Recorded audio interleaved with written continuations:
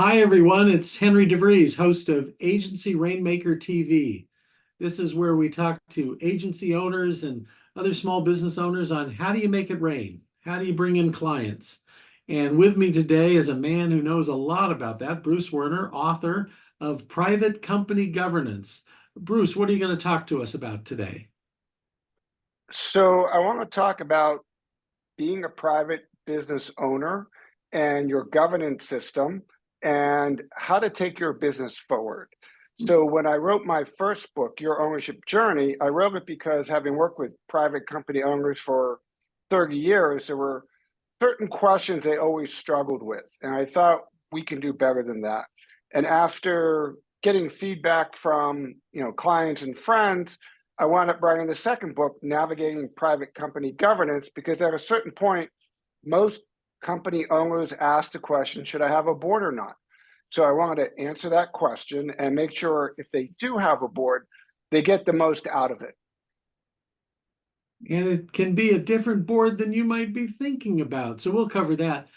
Bruce, why don't you cover the who? Who do you generally work with? So my clients are private company owners. Some are private, some are family businesses. I have especially in family business. They're typically 10 to 100 million in revenue, but I have clients small. I have a $3 million client, and I have two clients who are billionaires. So the real question is, what's the problem they're trying to solve, and can I help them? So what services do you provide? So I always think about goals and processes, and I distinguish between the problems that an owner has to deal with versus a CEO. So if you own your own business, you decide if you're going to hire yourself as CEO or somebody else, and that's fine.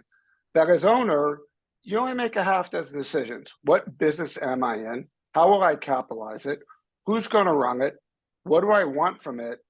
And how much risk will I take? And what I find is that when people typically, when the business has a degree of success beyond what they expected, or they get over age 50, they start to ask bigger questions. It's not about making money. They know how to do that. And they've been through ups and downs, and they know how to manage through recessions. But there's bigger questions that keep them awake at night. So I always say, what keeps you awake at night, and what can we do about it? And so that translates into a couple of things. One is, I want to grow my business. And so how do we double your business? Let's make a plan.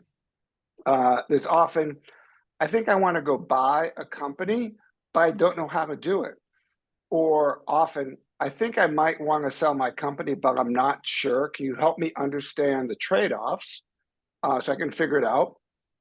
I know I want to grow my business. I have a plan, but I need to raise $10 million to do it. Great, we know how to do that also. So I do a lot of succession planning, whether it's management succession or ownership succession. Um, your family can own your business even when, if you're not running it, and you can pass it to your kids, and your kids can be whatever they want and still enjoy owning the business. That's all possible. We just need to put a plan in place. And the last category is what I call special situations. All the strange stuff that happens when you own a business and you're just not quite sure what to do or who to talk to. That's when people call me. Okay. So finding these people, getting these people to trust you enough to hire you, how do you make it rain? Great question. That's the one that matters. I have to preface that by, well, why are people coming to me? They're typically coming to me because no one else can solve their problem, and it's an existential issue. So my first conversation with a prospect probably ought to have a non-disclosure agreement, but never does. And so all my business comes from warm, trusted referrals. It's because the owner has a problem that's pretty sensitive, and they're not just going to call a bunch of consultants. They're going to call their attorney, their corporate attorney, their state attorney, or maybe their accountant, and say, hey, Charlie, I don't know what to do. Do you have a suggestion? And so they go, oh, yeah, go call Bruce. And over the years, I found out that's really how to do it. So I invest a lot in my relationships, my referral network. I'm very active in providing thought leadership. So hence the two books I've written. I write on Forbes and some other platforms to demonstrate that can be helpful.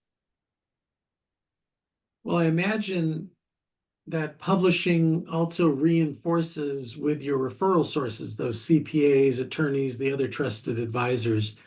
Do you get books into their hands, or what do you do there?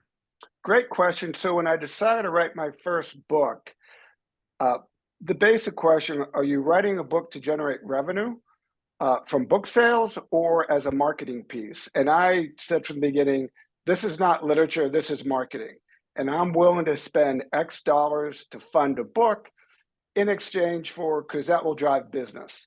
Right. And so on this recent book, I just mailed out 100 copies to everyone in my network. It's great if people want to go to Amazon and buy my books. I strongly encourage them to do that. But to me, it's about getting it into their hands because it is the best business card in the world. Bruce, I was shocked on a phone call this week. The person mentioned one of my books and held it up, and I said, "Oh, did I send you I that book?" bet. She said, "No, I bought it. I went to Amazon. I heard about it and I bought it." I said, "You could have asked. I would have, they're rare I that am someone buys them." when I meet prospects for the first time, usually I have a sense of what their need is, and I'll just bring a book with me as a takeaway. It costs $10 to put a book into someone's hand, and people remember books. It's human nature, Yep. and so you know you can't take them to lunch for $10, and you can take them to lunch and they never remember you. So always happy to hand out my oversized business card.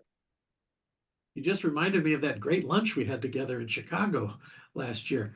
Um, yeah, I'm at a workshop next week in Denver, and I'll just have 6 copies of the book with me at the table. I don't run around chasing people with books, but when they hear about it, some people come up and ask if they can have a copy, and I'm happy to give it to them. So it definitely positions you as an authority. I like to say you can't spell the word authority without the word author in it. So we're doing that. Yes.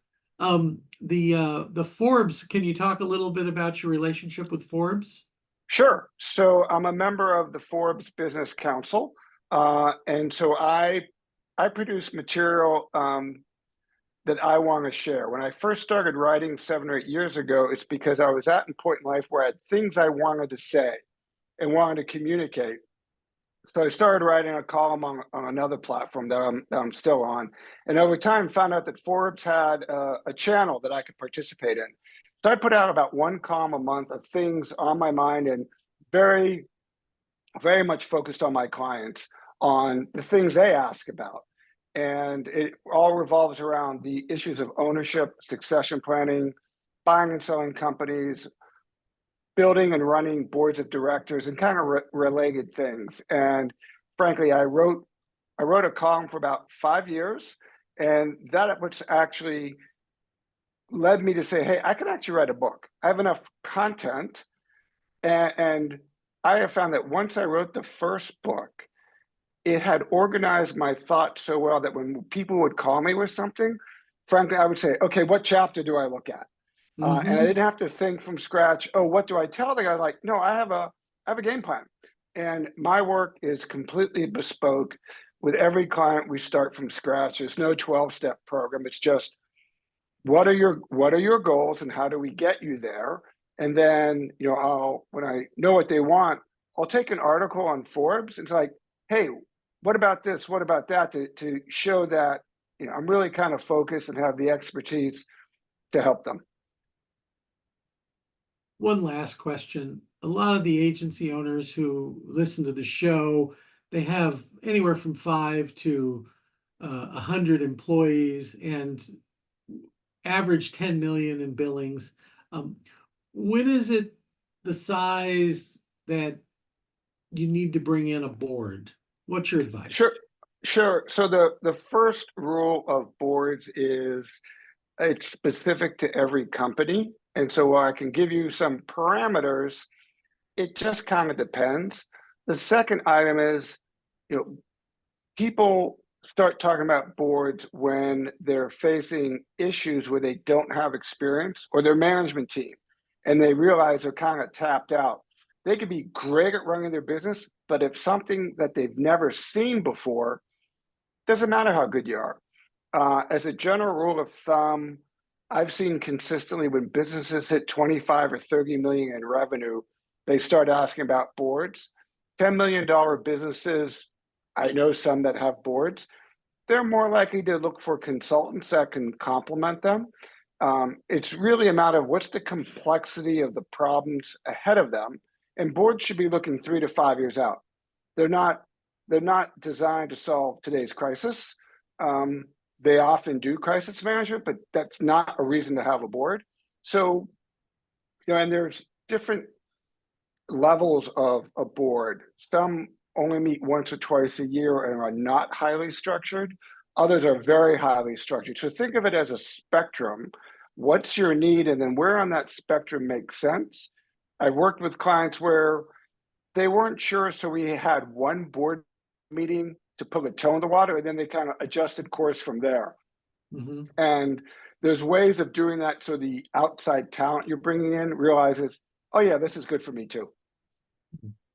Well, great. Thanks so much. This is a lot to think about and a lot to weigh, and it's good to know that you can tap into other resources and talent to help you grow.